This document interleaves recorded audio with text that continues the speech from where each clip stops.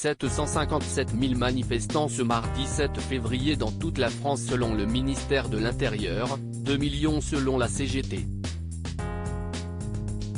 Au soir même de cette mobilisation, en baisse comparée aux chiffres du 31 janvier, mais qui reste à des niveaux élevés, le leader du syndicat, Philippe Martinez était donc l'invité d'Aurélie Casse sur BFM Télévision.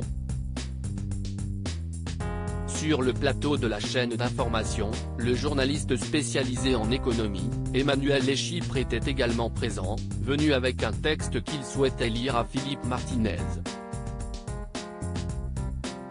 Moi, je vous lis quand même ce qu'il y a écrit dans la loi du 14 mars 1941, la loi sur la répartition, a-t-il lancé. De quelle année? S'est d'abord étonné le secrétaire général de la CGT. 1941, a maintenu l'éditorialiste de BFM Business. J'étais pas né, moi, a d'abord répondu Philippe Martinez.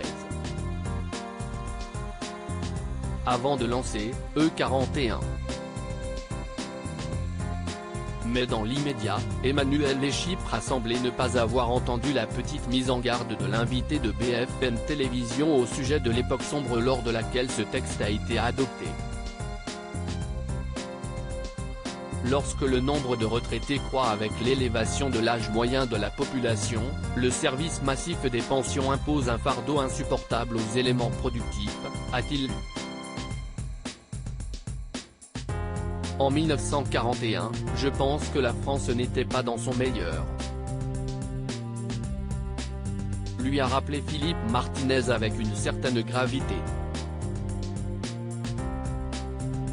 Mais, il a le droit de prendre des références de Vichy, mais si est-ce un peu compliqué, a-t-il ajouté. Bah oui. Parce que 41, Emmanuel. A confirmé Aurélie Casse. Choquée par une telle référence, la journaliste est restée sans voix.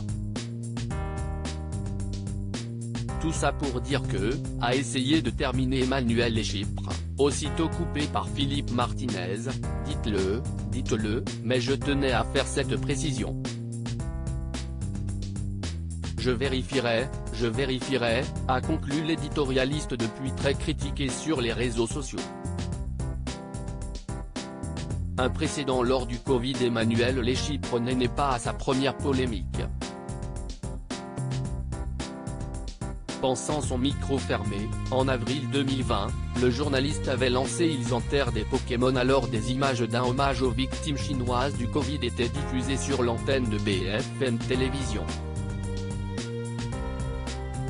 Face au tollé, l'éditorialiste avait été mis en retrait pendant une semaine.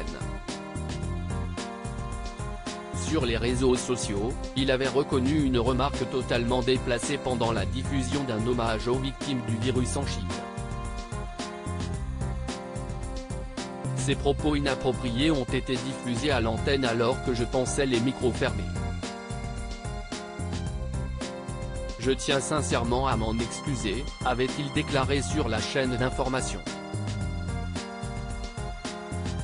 Article écrit en collaboration avec 6 médias Crédit Photo, Capture BFM Télévision.